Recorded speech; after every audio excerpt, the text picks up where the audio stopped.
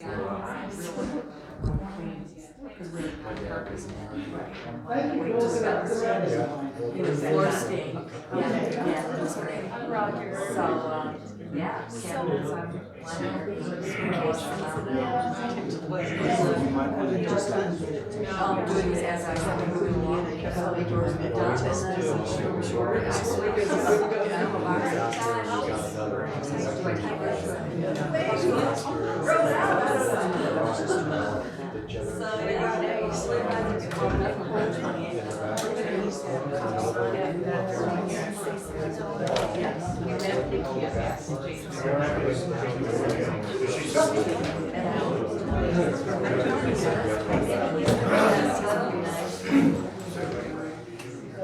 make sure they don't hurt me today. I'm going to go over them. It just dawned on me. You know, have you talked to these? Darn it.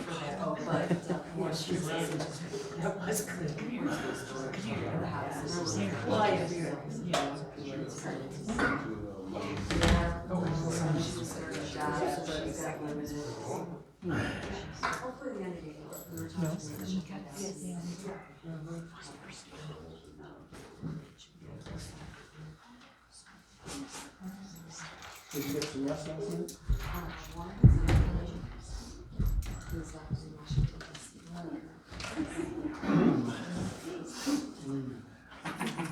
Is yours here? I can turn loose. I usually get about 4 o'clock. You too? I'm up every morning at 4. Is that as big as he's gonna get? I think so. She's 13 months. Yeah, 13 months. And we got a second one. We got a puppy. So I'm glad he did because it was I thought it was just from neglecting him and sadness and everything because as you know. So at first it was kind of a nightmare. And the puppy likes to take and ruin my shoes, my socks, my boots, all those things. And now they're best of friends. Finally, and he's not tearing up my stuff.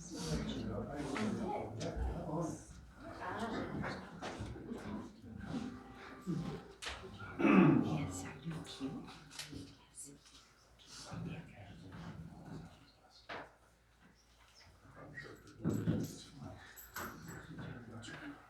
Yes. Sit down. Okay, good afternoon. Board of County Commissioners holding a regular meeting on February 15th, 2022. We've got Commissioners Alvin, Schaaf, and RMaez, County Manager Derek.Woodman, County Attorney Pagosa Springs, and County Clerk and Recorder Archuleta President. Commissioner Warren.Brown is attending via Zoom. So everybody, please silence your cell phones if you have not. We'll start with the pledge of allegiance. I pledge allegiance to the flag of the United States of America and to the republic for which it stands, one nation, under God, indivisible, with liberty and justice for all. Amen.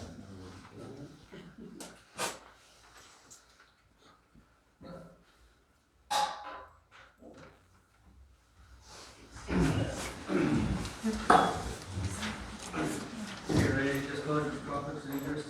I have none. Did we hear Warren? Warren?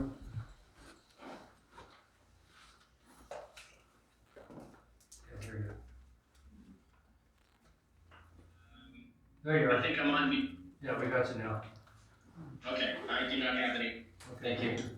Alright. I'd ask for a motion to approve the agenda. Mr. Chair, I move to approve the agenda as presented. Second. Okay, there's been a motion and a second. All those in favor? Aye. Aye. We didn't hear you. Was that an aye, Warren? Yes. Okay, sorry about that. Motion carries. Okay. For you guys to say whatever you need to say, and then I'll chime in last. Okay. Thank you. All right, at this point, we come to public comments. Once called upon, please approach the podium, state your name and address for the record, and you'll have 3 minutes. So, Bethany, close it first up.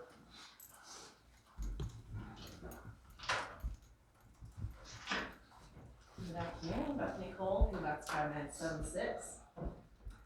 Just last meeting, I asked you all what side of history you want to stand on. Actions speak louder than words, don't they? I reminded you of what the Declaration of Independence stated, but I'm not going to bore you with those details because it's quite obvious to people in this county what side you're on. I believe Mr. Schaaf was present last Wednesday at the Republican meeting. Did you witness the group of unaffiliated voters being segregated and discriminated against outside that meeting? These individuals have been very warmly welcomed in the past, and now they're made to sit outside. Why? You're making me feel uncomfortable? Okay. Quick side note, as of January 2022, the unaffiliated party makes up 46% of the voters. The Republican Party comes in last at 24%. Just a quick side note. 24 months now have come before this board, and I've asked you all to do the right thing, such as upholding your oath and protecting our rights. Yet here I am again, asking why we're still seeing discrimination, segregation, and now bullying, especially now from individuals flying the Republican flag. The very party created to protect our individual rights. Because we're making people feel uncomfortable about asking you to do the job you were elected to do. That is not the side of unity, freedom, or integrity. You cannot bully us into silence. I will continue to educate others to protect their rights and laws that protect them. Your actions are speaking louder than words, but we will not stop until truth, integrity, and freedom is restored in this county. Thank you.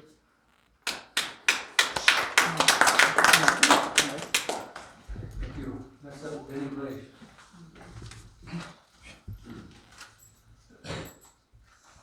Hello, I'm Denny Blake. I live on the Wilderness Drive in Archuleta County. I have 2 parts of my comment. The first one is I've talked to many, it's just you individually, and it's always been such a joy. We agree on everything, and it seems so wonderful. But then when it comes to a vote, or later on, the view will be opposite or different. And what I'm seeing is a lack of integrity with that. If you don't believe in what I'm saying, if I say the sky is green and you're going, yeah, it looks green today, and you're not being true to yourself and not disagreeing with me if you don't believe in what I'm saying or have a different view, it leaves a lot of trust out. I can't trust what you're going to say. And so I'd like you to think about being true to yourself and what you really think, because we're getting mixed messages here. You know, you'll say one thing to one of us, but then act in a different way. Second, the main reason that I am up here is to talk about the health department and what I think is one of the things going on with them. If you want to talk to people within the health department, our San Juan Basin Health Department and or the board, you cannot talk to them, you cannot email them. It gets filtered. Nothing is on their website for all of us to see. I find that to be downright illegal, because I have a right, if I'm a member of this county, to talk to our people within our health department and to talk to the board members. Shouldn't I be sending them a text message or an email and it's not something that's right, or if it's downright rude, it needs to be taken care of then. But they have a right, just as I believe you do, to listen to us, whether you agree or not. And not one email address for anybody within the health department is public. I don't like that. It's got to change. The last thing I'd like to share is think back or do some research on pre-World War II or between World War I and World War II and what happened and how things changed. Doctors started to get more into a socialized government medicine. We've done that too. We started out, everybody has to have the computer system that costs a lot of money. There now, almost everybody has to be united within a group and can't work independently because you can't afford it. working with a group like that, the CEOs are telling them what medical things we want done. This is not medicine, and things are going downhill. This is a totalitarian regime that we are living through. The other thing that happens in that is most people that are in small businesses lose their businesses, while larger businesses like Amazon and such are making huge profits. In our town, we gotta stop that. You have to take care of your community and honor your community. And so I want from you, San Juan Basin Health fixed. I want to be able to email the people that represent that department. Thank you. Thank you. That's Wayne-Bright.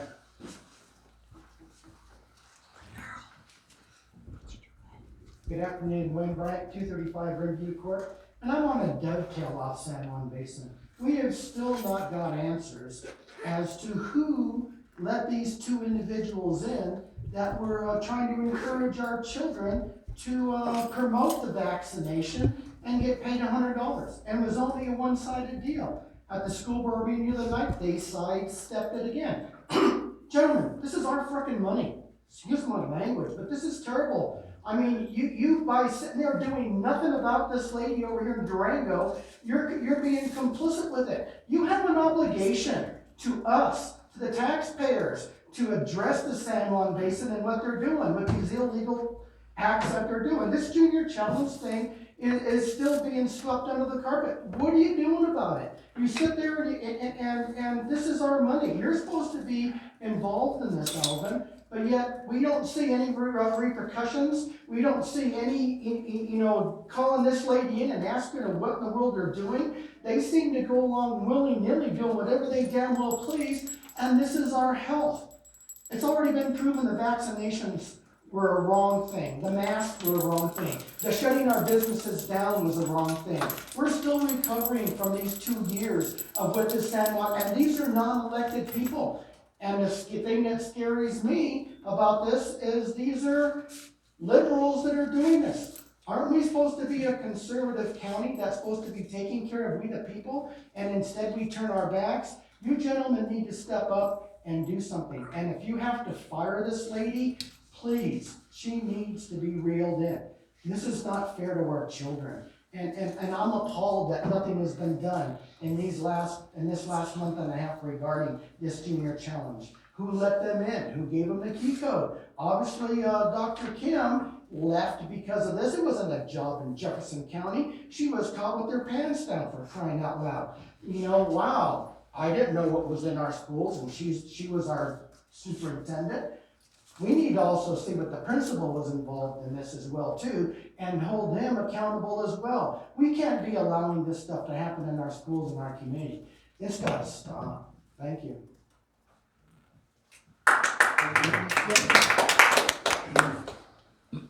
Ellen Smith.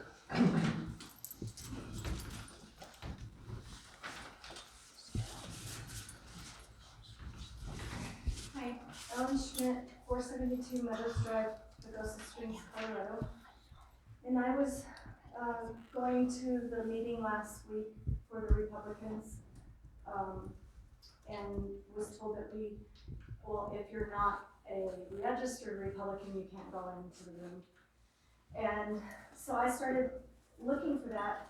It was in the bylaws, I guess. And so I started looking for that and I came across this. I still haven't figured out where that is in the bylaws. I'd like to know. Core principles of the Archuleta County Republican Party. The Archuleta County Republican Central Committee adopted the following articulation of fundamental beliefs styled as core principles of Republicanism for incorporation into the ASchaaf bylaws, and further, that members of the ASchaaf and Republican candidates for public office are expected to support these core principles of Republicanism as stated below. Number 1, faithfully adhere to the Constitution of the United States and the Bill of Rights. Number 2, support a strong national defense.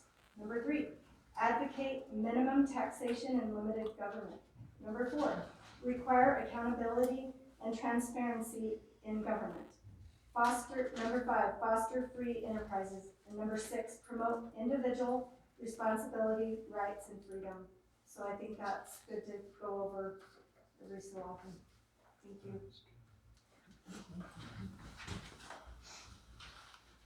Go ahead. There's a separation between church and churches.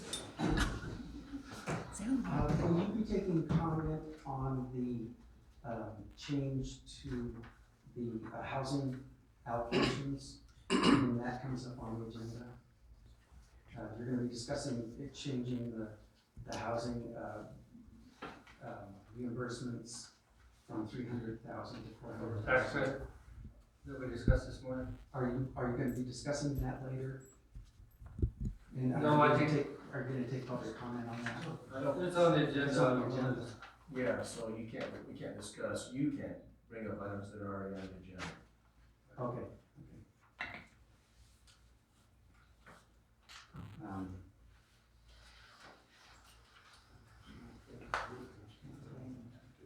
You can allow comment,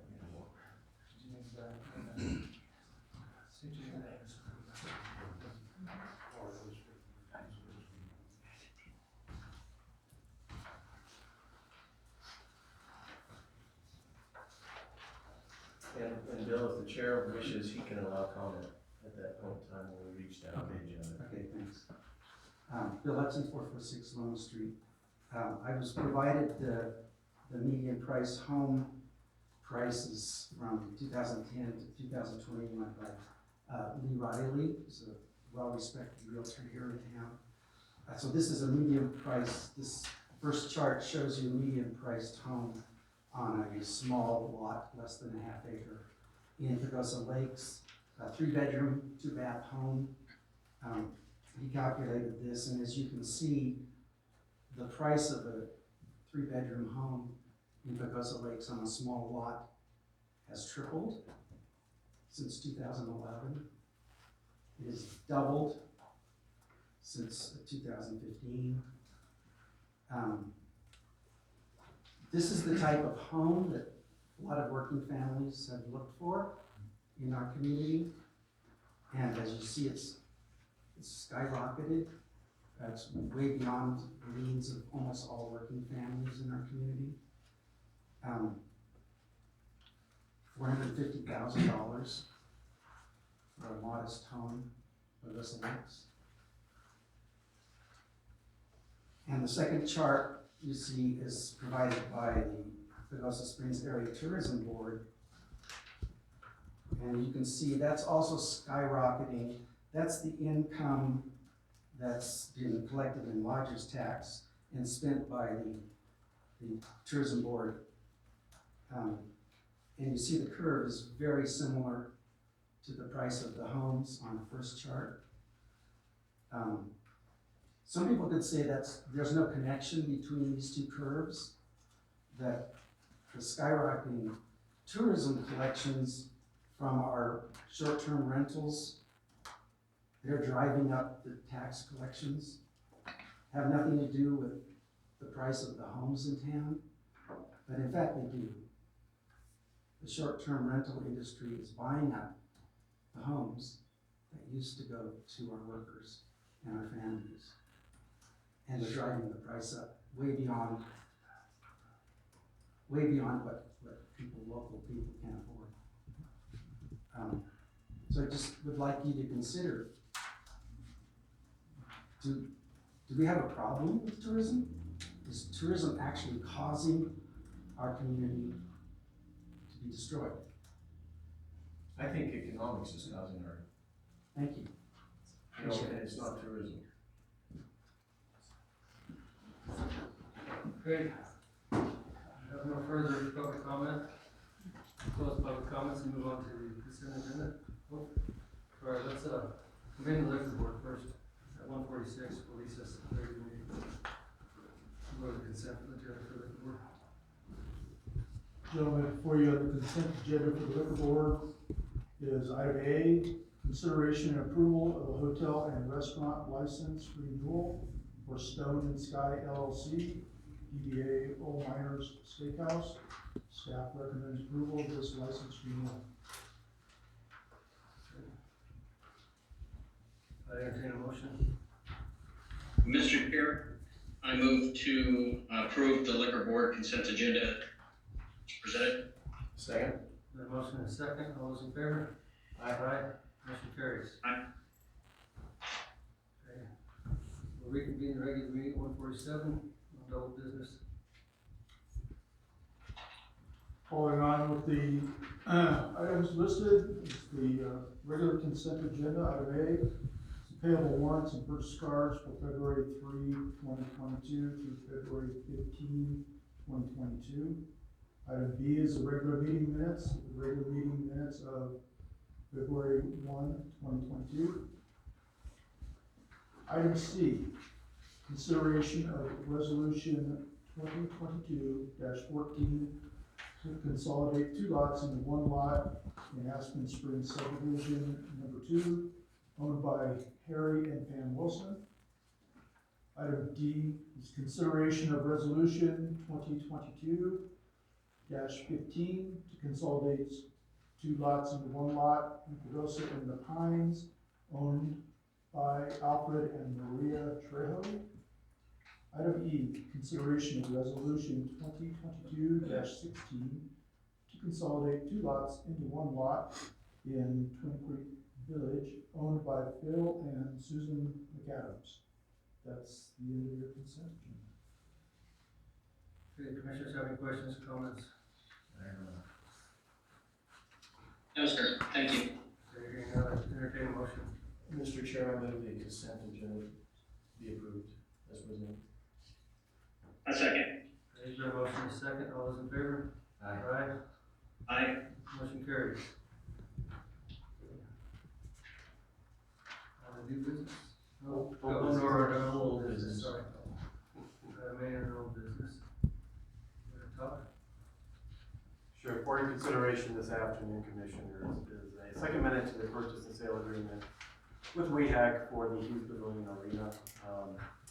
The only change to the purchase and sale agreement is to change the time and date of closing, basically pushing it back to no later than the 22nd. The reason for pushing back the closing date is the plat, we're doing a minor lot boundary adjustment to adjust the boundaries of the 2 parcels out there, and it's just adjusting the boundaries to include the land on which the pavilion sits, and that has to go through the planning process. So it has to go to the planning commission, then comes before the board for approval. It's pretty much just I think it's just a approval by both, and that takes time. So that's the only reason for the delay. Everything else is fine, ready to go. We just have to, that plat just has to go through the process. Questions, comments? Only comment is I'm glad to see this move forward. Thank you. I entertain a motion. Mr. Chair, I move to approve the second amendment to the purchase and sale agreement with Western Heritage Event Center, Inc. as presented. Second. The motion is second, all those in favor? Aye. Aye. Motion carries. Now on to new business. Yeah, so for the first item A, this is consideration and approval of reimbursement for trenching and backfilling Christmas Village 2. As you recall, Commissioners, back in May of last year, the county officially adopted a policy to use the funds that we received from the Fairfield bankruptcy settlement like a decade ago, or I mean, it's a long time ago we received this money. And we're finally putting it to good use. So a couple of the landowners out there, the parcel owners out there got together and ran electricity to a number of different parcels out there. And so this is the very first disbursement. We're out of those funds to reimburse them for the work that they did, and the electrical lines that they ran will serve about, I believe it's 10, according to LPEA, 10 different plots out there will be serviced by this line that they extended, and they plan to extend it again come springtime to add additional 4, and that reimbursement will come before you after that's all completed. So, but they've complied with the policy, they did the work. I have confirmation from the LPEA on how many of the parcels out there were served, and so ask that you approve this reimbursement.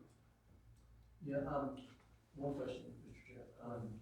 The actual amount of that Fairfield settlement was, and I'm just gonna shoot it off the top of my head, I think it was between 400,000 and 500,000. Yeah, so it was around, I think it was actually less than 500,000, but we've had it in the general fund and in a interest-bearing account, and the funds have actually increased by over, I think around the $527,000 now. Excellent. So that's available for those parcel owners out there who want to work with LPA to have electricity extended, do different, lots out there, and an opportunity to receive reimbursement. The policy, I believe it's like $2,600 per parcel, up to a maximum of $2,600. So in this case, these group of landowners are going to receive a full reimbursement for the work that they did. Right, and we're not even putting a dent in it yet. No, this is 23,000, so that leaves still over $500,000 in fund. I'm glad to see it moving forward, Ronnie.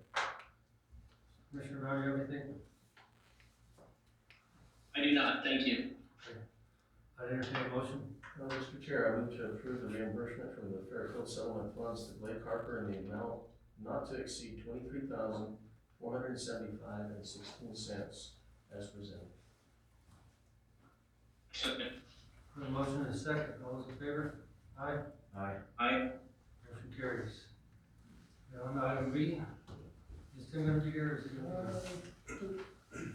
I can do it for him if you don't mind. Okay, Matt, that's great. Good afternoon. Matt Archuleta, Public Works, presenting for Tim Hatch, he's out in the field right now, so, bear with me while I do this. This is for, in February 2020, Archuleta County received 2 bids for the supply and application of magnesium chloride to various county roads. Desert Mountain was the lowest bidder at 78 per gallon for 527 and 6.4 gallons in 2020.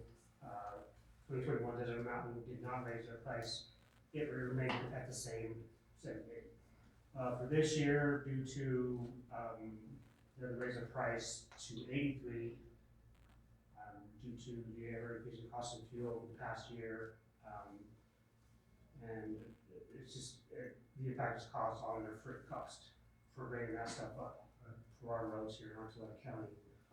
The Road and Bridge staff is requesting permission to accept the increase for the 22 magnesium chloride application for the same for 527 644 gallons at the new price of 83 per gallon, not to exceed $437, $944.52.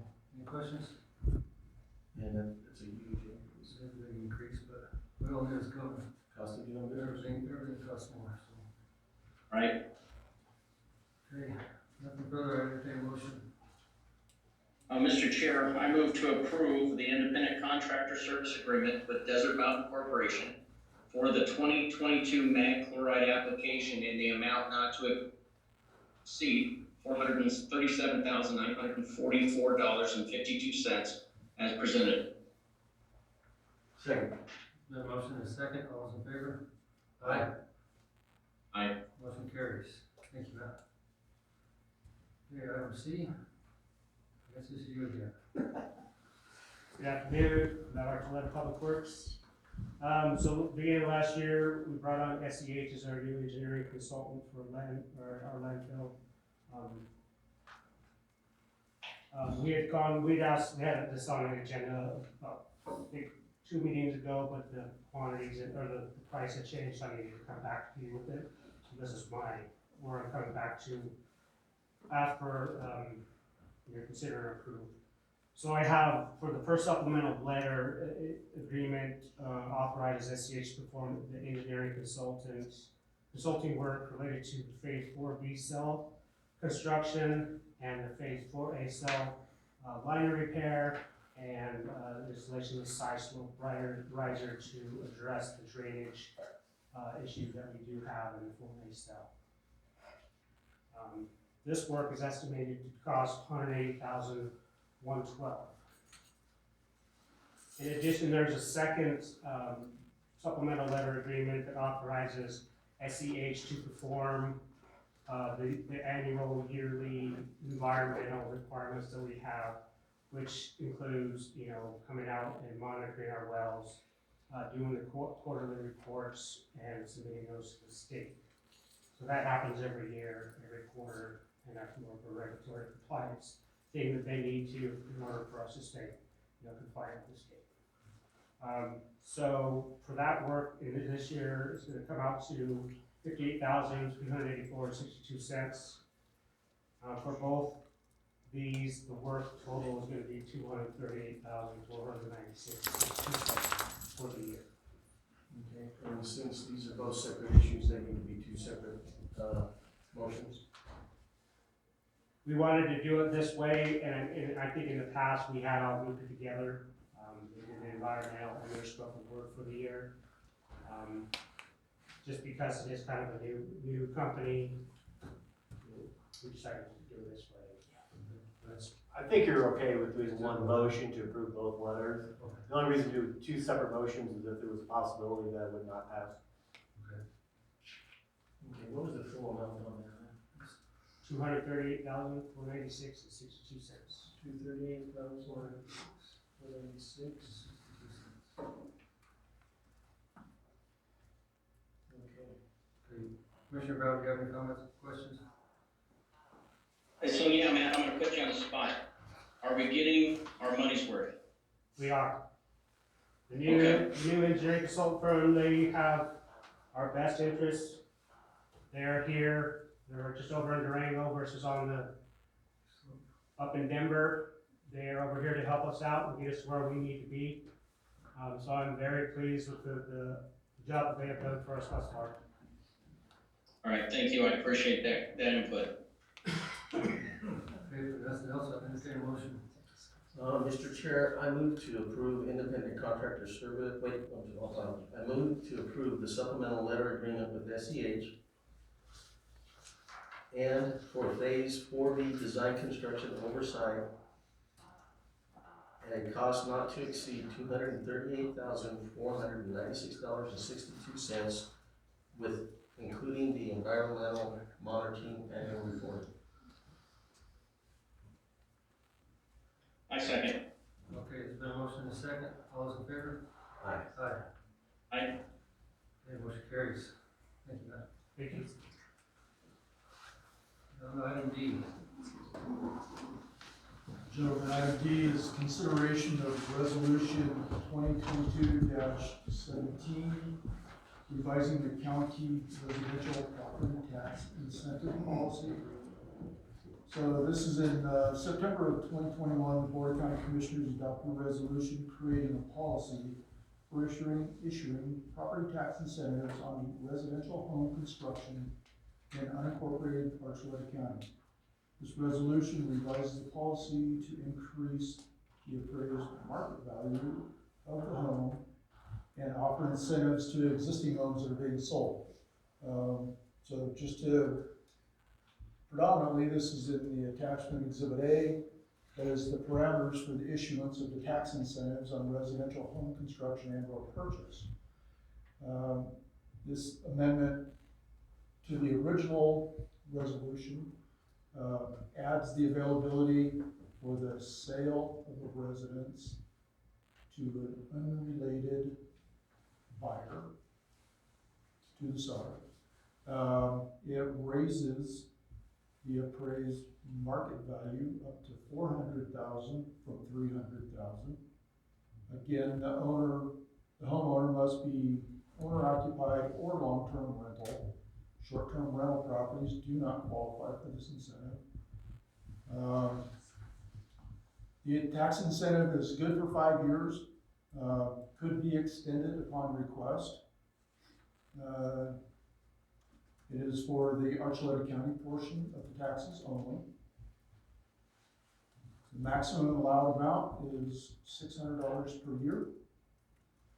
And again, it must be applied for prior to the commencement of the construction or the closing date of the purchase. We have reached out to the assessor. We have not heard back anything from her. Okay, I think she's in training all week this think I heard from her the other day, so I didn't think it was gonna be possible to give an answer, so.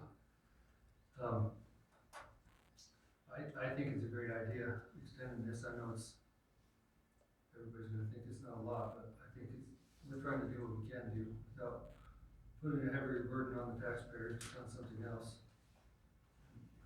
Hopefully it'll work out for, even if it helps other people, I think it's a good idea. I think this morning, I voiced my concerns about what kind of an impact that would make to the county if this is put into play as far as our general fund budget. And that's why I asked that we check with the assessor and get some type of number of what this could possibly cause our overall general budget impact. If anything, I'd like to see this placed on the next business meeting. I don't disagree with this. I think this is a good tool. Right. And I think it would be really good for us to move forward on this, but I do want to look at the financial side, especially for the county side of it. I agree. I think we need to do due diligence and get a reply from the assessor, just to make sure. Commissioner Brown, do you have any comment? As I stated this morning, I applaud the efforts to increase this amount and to make it a little more broad in who this is available to. If we have a program that is supposed to be helpful and put to work specifically for our folks, if it's not at the amount where it's a reality, then essentially we're not offering anything at all to these folks. So I appreciate the fact that I do agree that I would like to table this to have the opportunity to speak with the assessor to see what effects it may have financially. Thank you. Okay. We just move the table to the next business meeting, regular meeting. All right. You want to make a motion? Mr. Chair, okay, go ahead, Mr. Barrett. Go ahead, Marty. Am I good to go? Yes, sir. Or you want to do it, Ronnie? No, you go for it. Mr. Chair, I move to table the discussion with regard to revising the county residential property tax incentive policy as presented until our next business meeting. Second. The motion is second. All those in favor? Aye. Aye. Aye. Motion carries. Mr. Henson, do you still wish to make a comment on this topic? I'll go ahead and allow it. Thank you, appreciate that.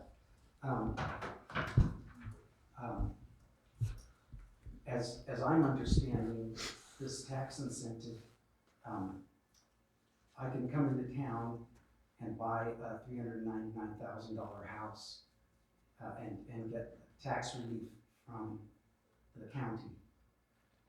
As long as it's a long term. As long as I'm going to live in the house. So I can be a retiree from California and come into town and buy a $399,000 house.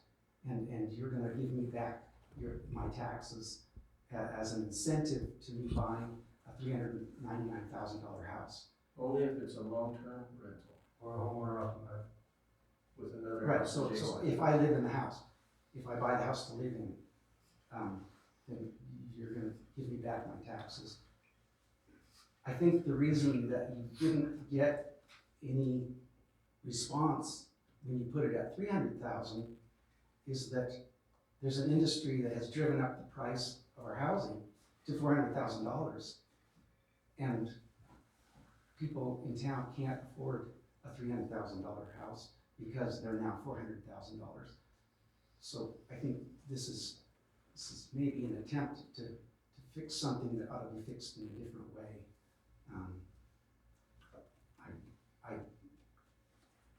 don't like the idea of giving somebody tax relief when they buy a $400,000 house. I think maybe someone who's buying a $300,000 house and can't really afford it might benefit from some help. But somebody who's buying a $400,000 house, I hardly think they need help from us, the taxpayers, to pay for their house. Thanks. All right, Bill. The angle that I'm looking at it from is for long-term rentals.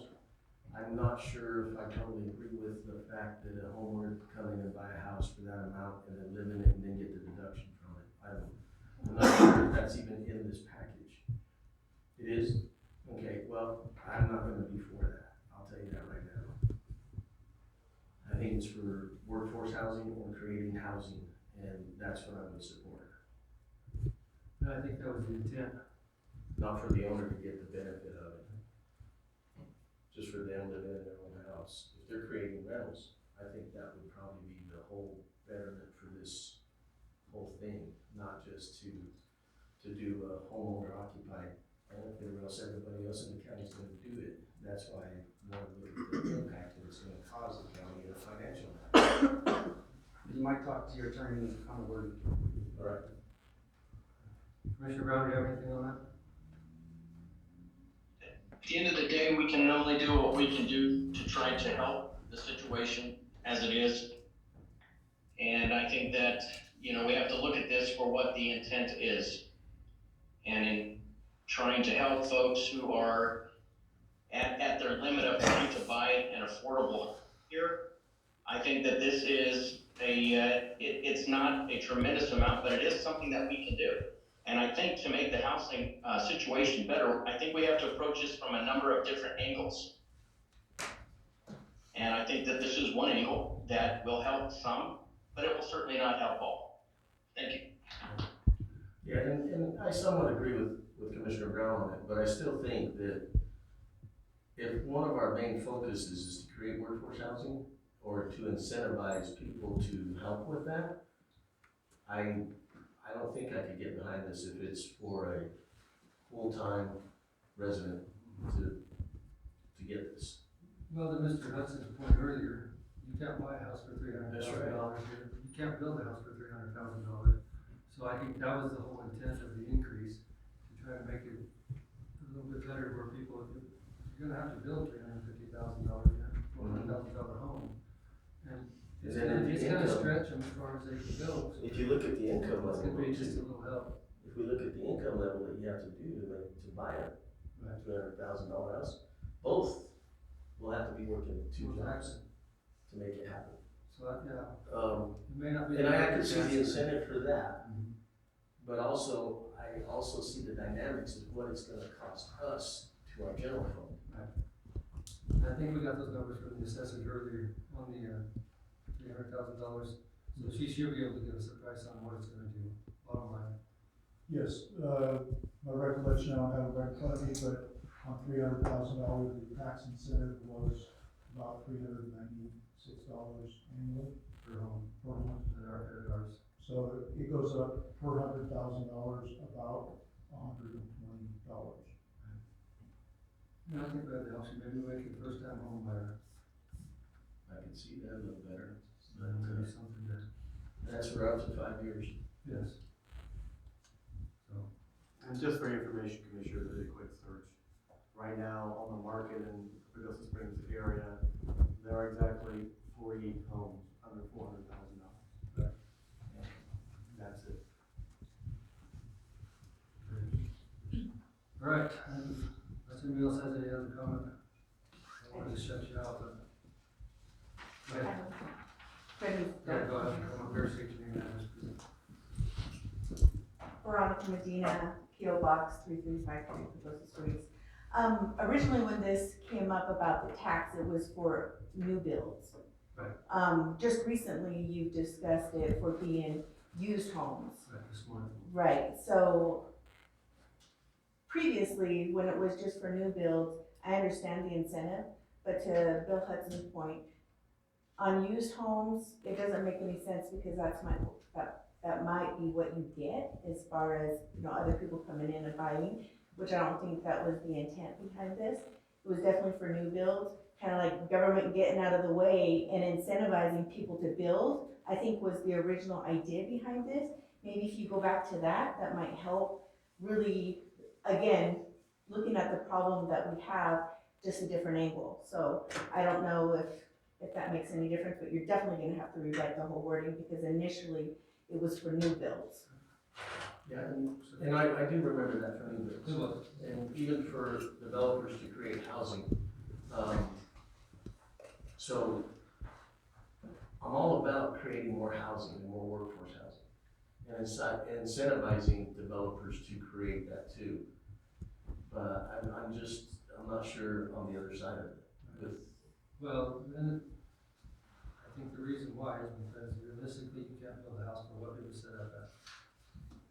I totally get that. So, You can't buy one either. we can go back to the new builds, but I don't know if it's gonna make a difference at 400,000 either. I still think it's a good idea, and we can hash out the wording later. Well, anything's better than nothing. Well, exactly. We're doing what we can, Wayne. May I? Thank you. Wayne Bryant, 235 Grandview Court. Workforce housing sounds so demoralizing.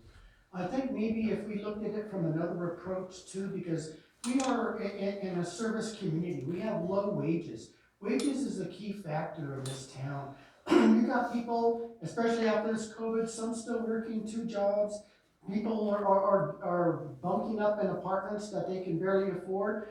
You know, maybe taking a different approach, maybe if we could get a 1 penny sales tax with the type of tourism that we have in this town, maybe we can start addressing some of these issues, because I think we're all trying to accomplish the same thing, but money's always the bottom line.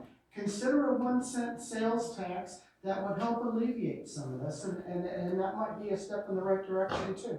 I think there's been some discussion about that already, and I think there will be more discussion about that in the future. Okay. We're having a meeting with the town, the joint meeting in the future, to probably discuss some of these issues that we can solve the housing problem in Archuleta County, not just for the short fix, but for a long fix. For the long term. And a 1 cent sales tax of as much tourism that we have would help us tremendously in a lot of areas. Well, even half of that would. Even half of that, yeah. So, yeah, consider that too. Thank you. Well, we appreciate that, and I know that Commissioner Maez has brought that up several times in the last 3 months. So I think it's a good idea. Well, there you go. See, I brought it up and I didn't even know. Yeah. I'm glad to hear that you're not getting tired of hearing about it. All right, if there's nothing further, we'll move on to item E. Gentlemen, item E is consideration of proposals to purchase 449 San Juan Street building. Board of County Commissioners have received several to the extent of 8 offers to purchase 449 San Juan Street building. This agenda item is to consider accepting any of the offers or put the building back out to bid or consider other alternatives. Like I said, there's a total of 5 different investment groups, if you will, that have provided a total of 8 different offers. And to the newest one was received this morning. So it's on the agenda for you to consider. You know, in the light of the idea that we've received one just this morning, I guess my recommendation would probably be for us to just set a flat deadline. And, you know, because we got a new offer this morning, that's one of the other ones that's already in the mix of making an offer. And I think that we ought to probably apply a deadline for the others to give them equal opportunity to rebut or increase or pull out or whatever they want to do on this issue. I wouldn't want to really move forward with making a final decision on any of this today. I would rather set a deadline, and then we could, after the deadline of receiving the last application for it, or the last modification to the bid, or to the price that they're throwing at us, to probably, I would move that we add a deadline being 1 week from today, no later than 5 o'clock, to receive any other bid or revision to the previous bids on Tuesday of next week at 5 o'clock. And then we can move and analyze and then make a decision later at the next business meeting. Hey, Ronnie. Go ahead, Warren. Would you be open to closing the bidding process to the folks that we have and allowing them a couple of weeks if they want to submit their best and final offer, and then trying to decide if any of these offers are acceptable? No, what I moved is that we just put a deadline to next Tuesday at 5 o'clock, even including if the other potential buyers want to revise their offer that they made to Archuleta County, as well as any other company or private bidder wants to get in and make an offer to Archuleta County by 5 o'clock next Tuesday. Then we will assess it before the next business meeting, then we could put it on the agenda for a decision at the next business meeting. So that'd be 2 weeks from now, Make a decision. but 1 week for them to get their final offer into us by 5 o'clock next Tuesday. And that's to include any new offers. And, yep, it includes any new offers. Don't want to leave money on the table. We've been doing this a year now. Right. So it's, I want to make sure that we do have a hard end date so we can try to move forward for this. So I'm not opposed to that. I would second your motion as I understand it, Ronnie. Okay, been a motion and a second, all those in favor? Aye. Aye. Motion carries. I think I heard you, Warren. Okay, you want me to say it? Again? Okay, I move that we put a deadline on the offers that we're receiving from the current and from the future or any potential buyer by Tuesday, 5 o'clock next week. February 22nd. 22nd, I How do think. you say that? And set it for a decision on March 1st. March 1st. March 1st. Is that the way you're gonna set it, Warren? Ronnie, just so I'm clear on this would allow any of the folks that we have current bids for or from to, if they wanted to submit their best and final offer, this would apply to them as well, right? Absolutely. Equal Okay, I just want to opportunity. make sure that I'm picking that part up. Okay. I would second that motion if it's clear enough, Christie. Sure. I think it's clear on our end, maybe you're having trouble here, but I think it's pretty clear. So I think the motion is, and the second still standing, and I couldn't hear you earlier, I thought I heard you, Warren, if you voted yes. I did. Okay, so motion still stands, carries. All right, guess if there's nothing further, we adjourn this meeting at 2:19.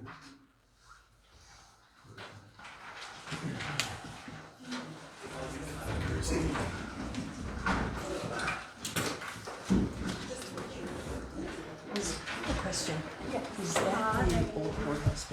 How are you? Not much. Good, good, good.